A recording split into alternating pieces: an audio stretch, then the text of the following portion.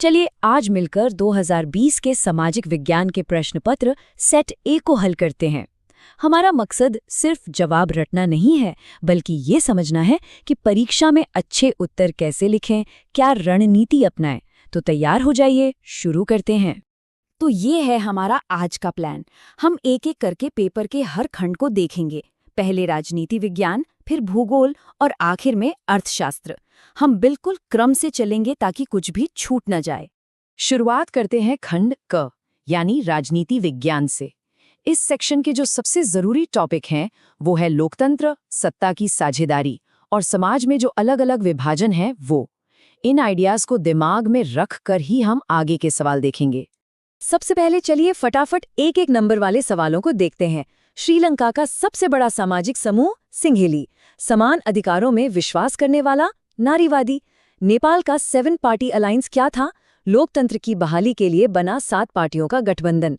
और हाँ, स्वीडन और जर्मनी जैसे देशों में समरूप समाज है, मतलब वहाँ ज्यादातर लोग एक ही संस्कृति या नस्ल के हैं। अब देखिए, 2 नंबर के सवाल में 2 पक्के पॉइंट्स लिखने होते हैं। यहाँ पूछा गया है स्थानीय सरकारों की उपलब्धियों के बारे में। तो पहला पॉइंट है कि इससे लोकतंत्र जमीनी स्तर पर मजबूत हुआ है, और दूसरा, आरक्षण की वजह से महिलाओं की भागीदारी बढ़ी है। बिल्कुल सटीक जवाब। इस सवाल का जो सबसे बड़ा कीवर्ड है वो है विविधता। भारत में इतनी ज्यादा सामाजिक और भौगोलिक विविधता है कि कोई 2-3 पार्टियां मिलकर सबकी आवाज नहीं बन सकती। इसीलिए यहाँ की बहुदलीय व्यवस्था एक जरूरत है, कोई विकल्प नहीं। ये एक ऐसी परिभाषा है जो सबको पता होनी चाहिए। धर्मनिरपेक्ष राज्य यानी सेक्युलर स्टेट का मतलब क्या है? सीधा सा मतलब है, सरकार का अपना कोई धर्म नहीं होगा, हर नागरिक को अपना धर्म मानने की पूरी आज़ादी होगी। और हाँ, धर्म के आधार पर किसी से कोई भेदभाव नहीं किया जाएगा। जब भी तुलना करने वाला सवाल आए ना, तो इस तरह का टेबल बनाना सबसे बेस्ट रहता है। देखिए, दबाव समूह और आंदोलन में एक बात कॉमन है, दोनों राजनीति को प्रभावित तो करते हैं, पर सीधे चुनाव नहीं लड़ते। फर्क क्या है? दबाव समूह ज्यादा संगठित होते हैं, जबकि आंदोलन अक्सर ढीले ढाले और अपने आप शुरू हुए होते हैं। सोचिए, ये लोकतंत्र की 3 स्टेज हैं। पहली है बुनियादी चुनौती, यानी जहां लोकतंत्र है ही नहीं वहां उसे लाना। दूसरी है विस्तार की चुनौती, यानी लोकतंत्र को देश के हर कोने, हर समूह तक पहुंचाना। और तीसरी है लोकतंत्र को गहरा करने की चुनौती, मतलब जो लोकतांत्रिक संस्थाएं हैं उन्हें और मजबूत बनाना। ये एक बहुत ही इंटरेस्टिंग पॉइंट है। सामाजिक विभाजन आप कह सकते हैं एक 2-धारी तलवार की तरह है। इसका अच्छा असर ये है कि दबे कुचले समूहों को अपनी आवाज उठाने का मौका मिलता है, लेकिन इसका बुरा असर ये है कि अगर नेता इसे वोट बैंक की तरह इस्तेमाल करने लगे तो देश में झगड़े और हिंसा भी हो सकती है। अब यह है 6 नंबर का सवाल, तो जाहिर है जवाब भी बड़ा और पॉइंट्स में होना चाहिए। राजनीतिक दलों के काम क्या है? चुनाव लड़ना, नीतियां बनाना, कानून बनाने में मदद करना, सरकार बनाना और चलाना, विपक्ष की भूमिका निभाना और लोगों की राय बनाना। ये 6 पॉइंट लिखने होंगे। और हाँ, इसके ऑप्शन में सत्ता की साझेदारी के रूपों पर सवाल था, वो भी एक इम्पॉर्टेंट टॉपिक है। चलिए अब चलते हैं अगले सेक्शन पर, यानी भूगोल पर। इस खंड में हम संसाधन, खेती और उद्योगों से जुड़े सवालों को देखेंगे। और फिर से एक एक नंबर वाले कुछ सीधे सपाट सवाल। सबसे जरूरी रबी फसल कौन सी है? गेहूं। सबसे बढ़िया क्वालिटी का लौह अयस्क मैग्नेटाइट। मिट्टी कैसा संसाधन है? ये नवीकरण योग्य है, यानी रिन्यूएबल। और वर्षा जल संग्रहण का मतलब है बारिश के पानी को भविष्य के लिए जमा करना। सिंपल और सटीक। आधारभूत उद्योग, ये नाम ही सब कुछ बता देता है।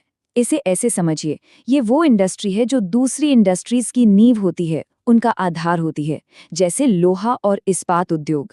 इनके बिना दूसरी मशीनें और फैक्ट्रियां बन ही नहीं सकती। पाइपलाइन का जिक्र आते ही उसके ये 4 बड़े फायदे दिमाग में आने चाहिए। इनसे सप्लाई बिना रुके चलती रहती है।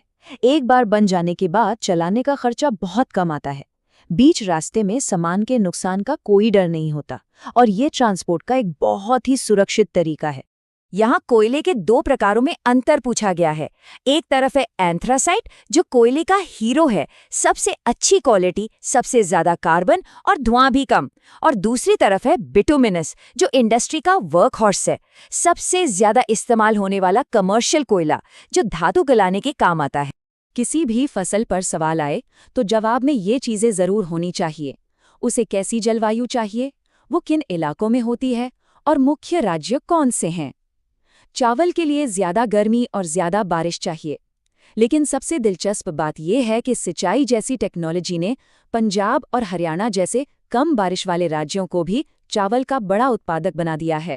मैप वाले सवालों में तो बस एक ही रूल है, लोकेशन एकदम सटीक होनी चाहिए, कोई अंदाजा नहीं।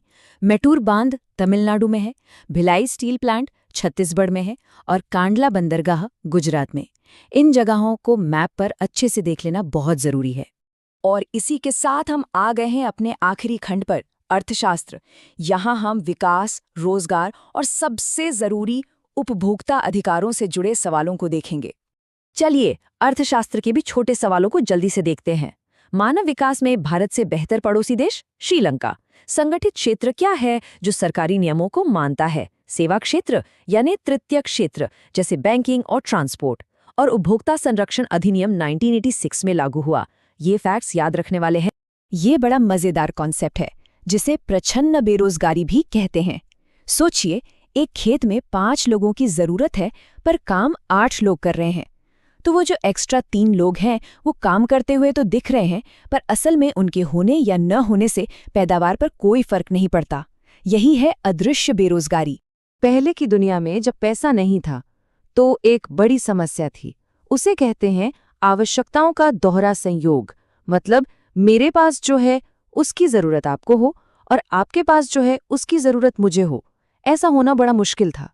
तो पैसा जादू की तरह आया और उसने विनिमय का माध्यम बनकर इस पूरी समस्या को ही खत्म कर दिया। 1 और 6 नंबर का बड़ा सवाल ये पूछ रहा है कि आखिर सर्विस सेक्टर इतना तेजी से क्यों बढ़ रहा है। इसके पीछे 4 बड़े कारण हैं। लोगों को अब अस्पताल, बैंक जैसी बेसिक सर्विसेज ज्यादा चाहिए। खेती और इंडस्ट्री के विकास से भी सर्विस सेक्टर को मदद मिलती है। लोगों की इनकम बढ़ रही है और नई आईटी सर्विसेज आ गई हैं। इसके ऑप्शन में उपभोक्ता के कर्तव्यों पर भी एक सवाल था, वो भी जरूर देख लेना चाहिए। तो इस पूरे पेपर को देखने के बाद अच्छे नंबर लाने का सीक्रेट क्या है? देखिए, जवाब को हमेशा पॉइंट्स या टेबल में लिखिए। जो मुख्य परिभाषाएं हैं उन्हें अच्छे से याद कर लीजिए। अलग अलग टॉपिक्स को आपस में जोड़ना सीखिए। और हाँ, मैप जैसे सवालों में एकदम सटीक जानकारी ही काम आती है।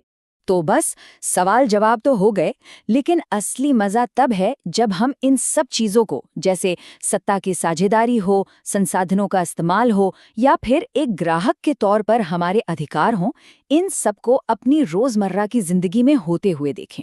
जब हम इन्हें अपने चारों तरफ पहचानना शुरू कर देते हैं, तब ये विषय सिर्फ एक किताबी ज्ञान नहीं रहता, बल्कि सच में पावरफुल बन जाता है।